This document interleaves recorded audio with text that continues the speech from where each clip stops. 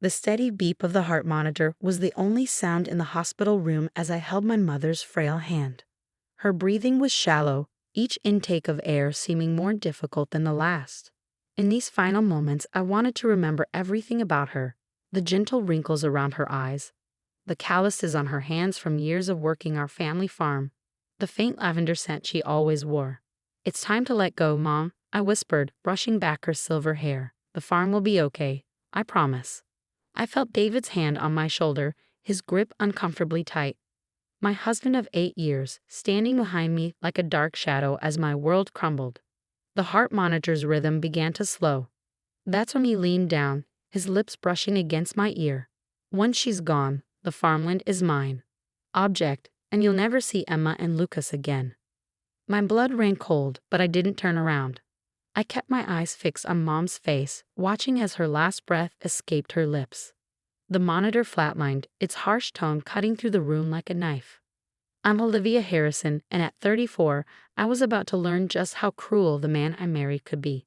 The next few days passed in a blur of funeral arrangements and paperwork. Our small farming community in Cedar Grove rallied around us, bringing casseroles and offering condolences. But beneath their sympathy, I could sense their uncertainty. Everyone knew the Harrison family farm was one of the most valuable properties in the county. 500 acres of prime agricultural land that had been in my family for 4 generations. David played his part perfectly. The grieving son-in-law, supportive husband, devoted father. He held my hand at the funeral, wiped away my tears, and made sure our children, Emma, 7, and Lucas, 5, were always perfectly behaved. But I caught the calculating looks he gave the farmland when he thought no one was watching. "The kids are finally asleep," David said, walking into our kitchen that evening. He loosened his tie and poured himself a whiskey. "We need to talk about the farm."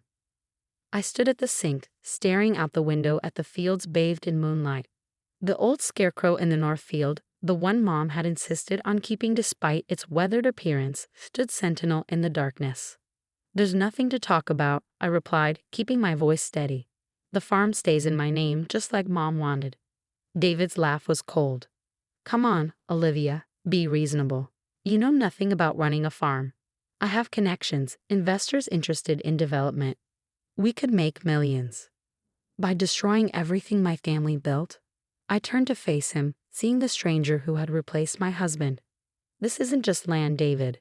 It's our heritage, our children's inheritance." His expression hardened. "I've already spoken to my lawyer.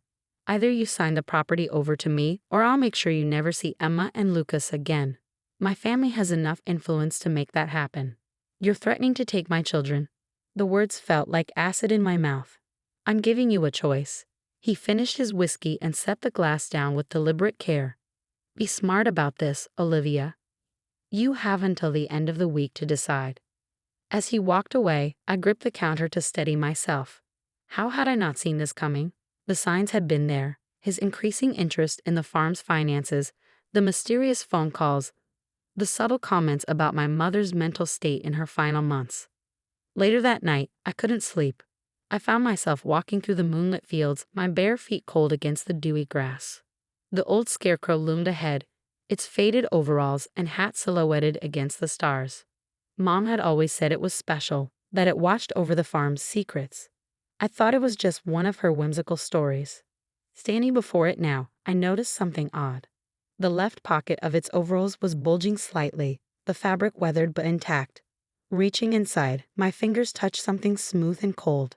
A key, old and brass, with a familiar pearl charm attached. My heart raced as I recognized it. Mom's special key, the one she always worn around her neck, but had mysteriously lost 2 months before her death. She'd been so insistent of the scarecrow, about its importance. Had she known? Had she seen this coming somehow? Clutching the key, I hurried back to the house and up to Mom's study. The room was exactly as she'd left it, her collection of antique lockboxes still arranged on the shelves. The pearl charm matched one of them perfectly, a small iron box I'd never seen opened. Inside, I found a stack of documents, photos, and a letter addressed to me in Mom's flowing handwriting. As I read, tears filled my eyes. But they weren't tears of sadness. Mom hadn't just left me a farm. She left me a way to fight back. "My darling Olivia, The letter began, "If you're reading this, then my suspicions about David were correct. The scarecrow has kept our family's secrets safe for generations, and now it's protected our most important documents. Remember what I always told you. The land knows its true guardians." I stayed up all night reading, my hands trembling with each new revelation. By dawn, I knew exactly what I had to do. David might think he held all the cards, but Mom had seen him coming. She prepared for this, armed me with everything I needed. Looking out the window at the old scarecrow, I allowed myself a small smile. David had no idea what he'd started, or how it would end. The sun rose over Cedar Grove, painting the fields gold. It was time to show my husband exactly who he was dealing with. Mom had taught me well, and the farm had one more secret to share. The next morning, I moved through our daily routine with calculated precision. I packed Emma and Lucas's lunches, kissed them goodbye as they boarded the school bus, and waited until David left for his law firm in the city. Only then did I allow myself to return to Mom's study and the documents that had changed everything. Among the papers was a thick folder labeled Harrison Development LLC, a company David had secretly formed 6 months ago. There were emails, contracts, and most damning of all, recordings. Mom hadn't just suspected David's plans, she documented them. Mrs. Harrison was quite thorough. Mr. Peterson, our family's longtime attorney, said later that morning as he reviewed the evidence, "These recordings of David discussing plans to force you out, while they're quite incriminating." I sat across from his desk, clutching my coffee cup. "He threatened to take my children." Mr. Peterson's eyes hardened. "That's where he made his biggest mistake. Your mother didn't just leave you the farm, Olivia. She left you proof of David's conspiracy to commit fraud. He's been planning this takeover for years, working with developers behind my back while my mother was dying." The coffee turned bitter in my mouth. "Using our children as leverage." "There's more." Mr. Peterson pulled out another document. "Your mother suspected David might try something like this. That's why she set up a trust for Emma and Lucas, with you as sole trustee. He can't touch it." The weight that had been crushing my chest lifted slightly. Mom had protected not just the land, but my children's future too. "What do we do next?" I asked. "First, we file for an emergency custody order. These threats he made are serious. Then, we move to protect the farm's assets. The development contracts he's been arranging, they're worthless without your signature." As we planned our next steps, my phone buzzed with a text from David. "Thought about what I said. Don't make this harder than it needs to be." I didn't respond. Instead, I drove out to the north field, where the old scarecrow stood watch.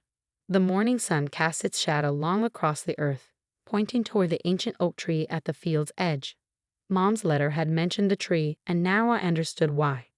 Kneeling at its base, I found what she described, a small metal box, buried shallow among the roots. Inside was a USB drive and another letter, this one dated just weeks before her death.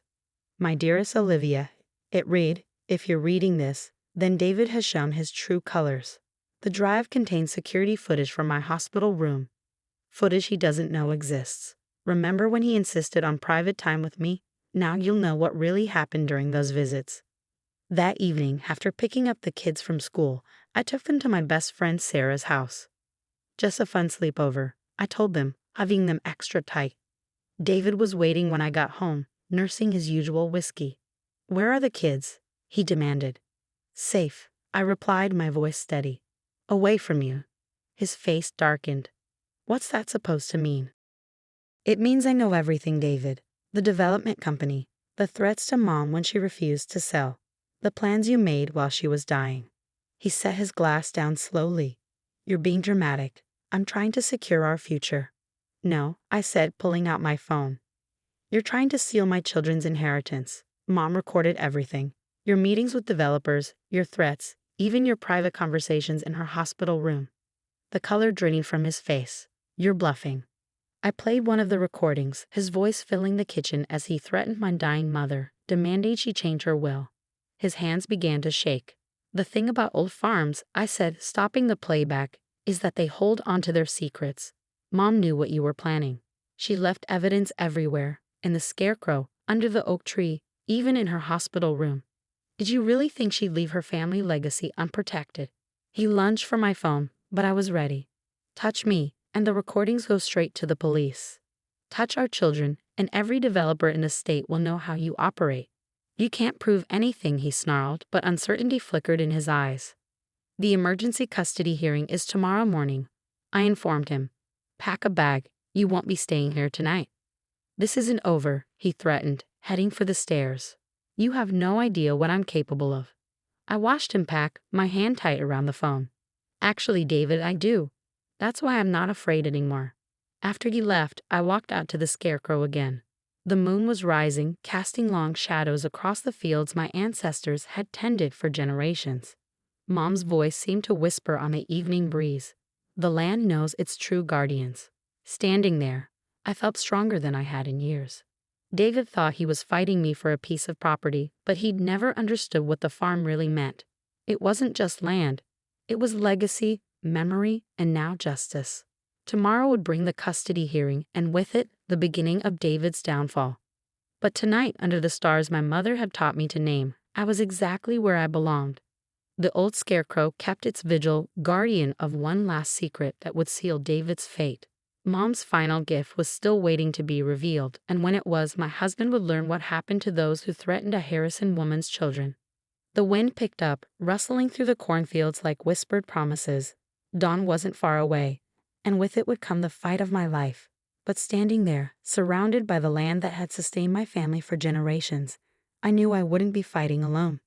The courthouse steps were bathed in morning sunlight as I walked up them, clutching a worn leather briefcase that held Mom's final surprise. David stood with his lawyer near the entrance, his confident smirk faltering when he saw me approach. Inside the courtroom, Judge Thompson, a stern woman who'd known my family for years, listened intently as David's lawyer painted me as an unstable widow, too grief-stricken to care for my children properly. Furthermore, Your Honor, he continued, Mrs. Harrison's emotional attachment to an outdated family farm demonstrates her inability to make sound decisions for Emma and Lucas's future. When it was my turn, I opened Mom's briefcase. Your Honor, I'd like to present evidence that my husband has engaged in a pattern of threatening behavior and attempted fraud. The recordings play through the courtroom speakers. David's voice, cold and calculating as he threatened my dying mother. His conversations with developers, planning to strip the land bare. His phone calls discussing how to use my children as leverage. David's face grew paler with each revelation. But I wasn't finished. And finally, I said, pulling out the last document, I present my mother's final amendment to the farm's trust, signed and notarized 2 days before her death. Judge Thompson read it carefully, her eyebrows rising. This stipulates that any attempt to coerce the sale of the farm or use the minor children as leverage automatically triggers a clause transferring all parental rights solely to Mrs. Harrison. David jumped to his feet. That's impossible. She couldn't have known. Sit down, Mr. Harrison, Judge Thompson ordered. She turned to me. Did your mother explain why she added this amendment? I nodded. She saw what was coming. The scarecrow in our north field, it wasn't just watching over the land. It was recording everything. Every meeting David had with developers in that field, every threat he made while walking the property. Mom had installed surveillance equipment inside it months ago. The courtroom erupted in whispers. David slumped in his chair, defeated. Judge Thompson's ruling was swift and absolute. Full custody of Emma and Lucas was granted to me. David was barred from the property and ordered to pay significant damages for his attempted fraud. As we left the courthouse, David caught up to me. You've ruined everything, he hissed. No, I replied calmly. You did that yourself. The farm doesn't just grow crops, David. It grows truth, and truth has deep roots. That evening, I stood with Emma and Lucas in the north field. The old scarecrow washed over us as the kids played, their laughter carrying across the land that would one day be theirs. Mommy, Emma asked, will we always live here? I pulled her close. As long as we want to, sweetheart. This land is our heritage, our home, and no one can take that from us. Later, as the sun set, I found one last letter from Mom in a scarecrow's pocket. My dearest Olivia, it read, now you understand why I always said the land knows its true guardians. You've protected our legacy, just as I knew you would. The farm is more than earth and crops. It's the story of strong women who refuse to be bullied or broken. Your children will grow up knowing that strength, just as you did. I'm so proud of you, my brave daughter. 5 years have passed since that day in court. The farm thrives under my care, It's organic produce feeding our community just as it has for generations. Emma and Lucas are growing tall and strong, learning the rhythms of the land as I did at their age. David moved away, his reputation in ruins after the truth about his schemes became public. Sometimes I hear he's trying to rebuild his law practice in another state, but his past follows him like shadows across a field. The old scarecrow still stands guard in the north field, though its surveillance equipment has long since been removed. I keep it there as a reminder that sometimes the best defense is simply watching, waiting, and trusting that truth will find its way to the surface, like seeds breaking through soil in spring. Mom was right about everything. The land does know its true guardians. And as I watch my children play in the same fields where I grew up, I know our family's legacy is secure. Not because we fought to keep it, but because we understood what David never did, that some things are worth more than money, and the strongest roots are the ones nourished by love. The sun sets over Cedar Grove each evening, painting our fields gold, and I think about how wrong David was. He thought he was fighting for land, for property. But this place, this legacy, was never just about the soil. It was about the strength of women who refused to be bullied, the power of mothers protecting their children, and the simple truth that some bonds can't be broken by threats or greed. The old scarecrow keeps its vigil, and our family farm continues to thrive, proof that the most precious inheritances aren't just passed down. They're earned, protected, and cherished generation after generation.